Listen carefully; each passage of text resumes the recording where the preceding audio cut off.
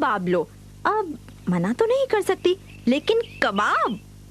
Eno Sure, I love kebab. इनो बुलबुले दे आजादी झट से। वही पुराने नील के धब्बे, वही पुरानी सफेदी। कब बदलेगा नील, कब बदलेगी तकदीर। आया नया उजाला, 4 बूंदों वाला। Insta violet concentrate. कपड़ों के रेशे तक जाए, सफेदी का नया रंग लाए। नील भूल जाओ, हाँ, महीने भर की सफेदियाँ। ज्योति लैबोरेटरीज का आविष्कार उजाला सुप्रीम। 4 बूंदों वाला। Presenting the Cornetto Scratch Your Top Contest. Scratch your Cornetto lid, cause what you scratch is what you catch. Could be free diamond sets, free holidays in Mauritius, and a free lot more. And if you're not happy with what you catch, hey, just start from scratch. Gulab jamun वाली खुजली हमेशा गलत वक्त पर आती है। Laguna, Ernesto Casame, Anacleto Calvario, and Leonardo Robles were found today by fishermen at the beach of Carvalho Island. Sinisigaw ko. Tulong kayo. Narinig niya. Lito na nakatulong siya sa amin. Ano mga kinain ninyo doon? Wala. Yung kasama ko dagat. Ininom na ako. Hindi ko kaya dagat. Yung mga basura nga na ano, yun ang iniinom namin na tubig dagat. Nahanongtap namin doon sa loob ng kuweba. But for the Avelios, waiting is not enough. They have joined the search and rescue team to look for their lost son, Diolito. He was set to come home to Cebu this Saturday to celebrate his birthday. hanggang ngayon, hanggang may kunti pa kumpira, hindi pa uwi hanggang hindi ko siya mahanap, makita. At 11 this morning, the Coast Guard found a man's body floating on the waters off Patungan and Sinalam Island, Cavite. Another body was found off the waters near Naik, Cavite. A member of the rescue team nearly drowned when he suffered cramps while reaching for the body. He ended up using the dead body as a float. Sinubukan kong kapitan siya. Ngayon, kung ako hindi gagalaw, sinubukan ko kung ako'y kaya niyang dalahin. So, nangyari, sa halip na siyang ligtas ko, parehas kami nagligtasan. Relatives identified the body as Captain Rodolfo Nunez. Went to Manila dahil kukuhanin ng bonus. At pauwi na siya. Siya talaga. He was a seaman who gave financial support for his family in Cebu. Just like what happened today, hindi natin na-expect na may makikita pa tayong naka-float dyan. Pero I think we have to continue this, no? The search and rescue teams vow to check all the beaches and coves surrounding Cavite in the hope of finding more survivors. Carmelita Valdez, ABS-CBN News. Storms that hit the country last week. Up next. This portion is brought to you by PS Bank and Pancake House Restaurant. Last Friday, claiming the lives of over 60 passengers. Tonight we probe into what may have caused the MV Princess tragedy. Not overloaded. She carried only 457 people on board, despite her 3,000 passenger capacity. She stowed a total of 35 container vans when she could hold 50. The MV Princess had also just returned from a formal dry docking and inspection at the Keppel shipyard in Singapore. For all intents and purposes, this vessel was supposed to be very seaworthy, and a 13,000 gross tonnage vessel like this really should not have encountered the kind of problems that it encountered last Friday evening. Typhoon signal number 1 was hoisted over Metro Manila last Friday. The Philippine Coast Guard allowed the MV Princess to leave North Harbor during this typhoon. Only under storm signal number 4 would a vessel as large and heavy as the MV Princess be prohibited from travel. Could there have been an error on the part of the Coast Guard in allowing the ship to sail? It's only at signal number 4 that vessels of this type are prohibited from setting out to sea. The weather bulletin that was put out showed that this vessel would have been moving away from the storm. The MV Princess of the Orient sailed out of Manila Bay at 8 in the evening last Friday. She sent out a distress call almost 3 hours later when she was off the coast of Batangas. The captain reported that the ship was tilting 25 degrees starboard or toward the right. 15 minutes later, the MV Princess began going under. Yung unang kumakalampag, yung mga gamit lang yun sa taas. Yung pangalawa na, malakas na yun. Sabi ko sa yung mga Girl Scout katabi namin, nagpanik sila eh. Sabi ko, huwag kayong magpanik, huwag kayong mag-iyakan. Dahil kumuha kayo ng life jacket at saka akyat na tayo sa taas. Dahil yung barko na yan, hindi na yan mabalik. Tutuloy na yan dahil yung mga kargamento napunta sa kabila. Paano mo nalaman na seryoso yung problema? Hindi, kasi yung pag tumagilid na ng husto ang barko eh. Hindi na talaga makabalik yan. Survivors spent an average of 12 hours in the open sea before they were rescued. Battered by strong waves and covered in oil, they had to be sent to nearby hospitals. But hundreds made it through the ordeal and found their way to shore.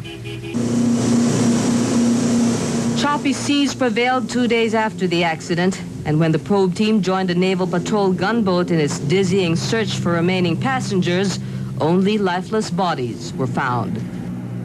At this point, some 36 hours after the first distress call from the Princess of the Orient, it's become increasingly clear that further rescue operations are not going to be yielding any more survivors.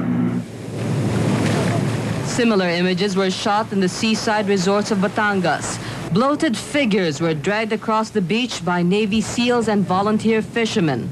All of them had difficulty launching rescue attempts because of the weather.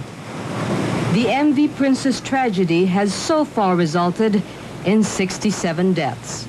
What has happened? I think The Board of Marine Inquiry has begun its official investigation into the accident. pag nagka-crash yung mga aeroplano, sinususpend yung operations.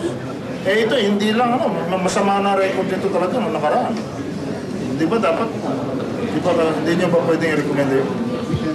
One theory they'll be exploring is that the boat tipped because container vans on board were not securely fastened.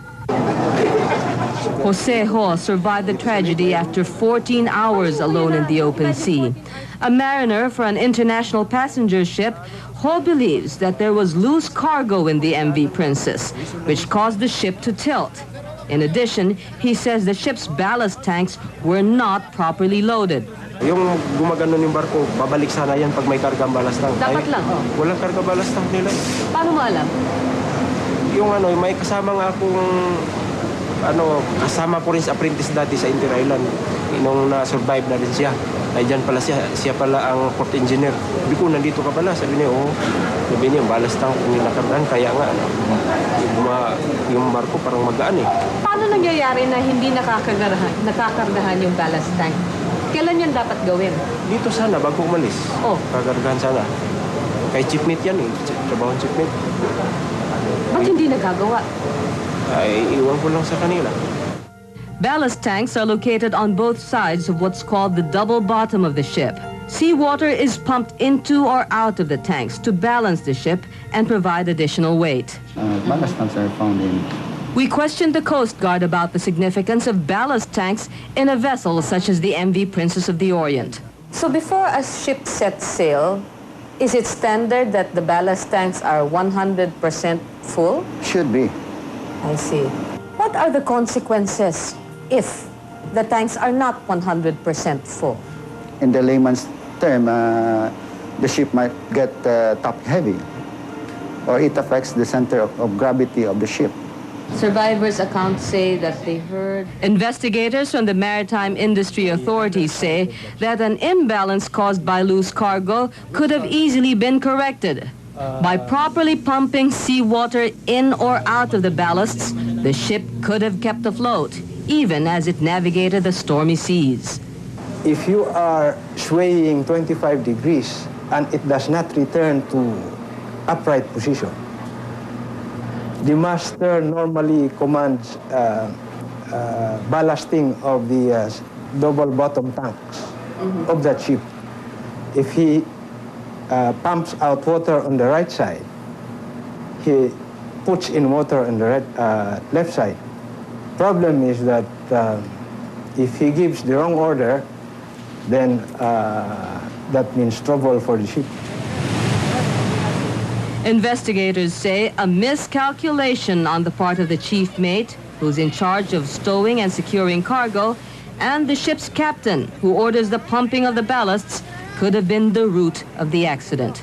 If we discount that there was any mechanical or structural malfunction, It is not mechanical malfunction because the ship is operating as it should be operating. Structural, no, because it has just been out of the dry dock. what possibility does that leave? Human error is always an scapegoat, as they say. But it is possible. Human error was mainly to blame for the past tragedies involving Sulpicio Lines. In 1987, 4,386 people died when the overloaded Sulpicio ship MV Doña Paz collided with an oil tanker. This was listed as the worst sea tragedy of the century. A year later, the sinking of the MV Doña Marilyn, also owned by Sulpicio, resulted in 250 casualties. The shipping line was not suspended during or after the investigations of either incident. Sulpicio Lines appears not to have learned its lesson, not even in the realm of public relations. If it really is true na medyo pabaya, then the authorities would find it out, the shippers would find about it, and the passengers will find about it. And they know what to do. In an interview with a probe team, Sulpicio Lines Vice President Vicente Gambito was evasive about his company's responsibility for the accident. We leave that to the authorities to evaluate, and more especially, we leave it to the public to appreciate.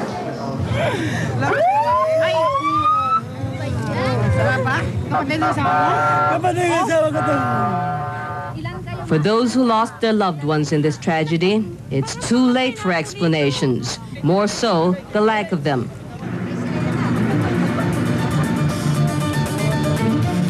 And for the ship-going public, which is growing in number with the current suspension of several airlines and tomorrow's shutdown of the nation's flag carrier, there remains no assurance of safety from the shipping lines or even simple accountability for the lives they carry.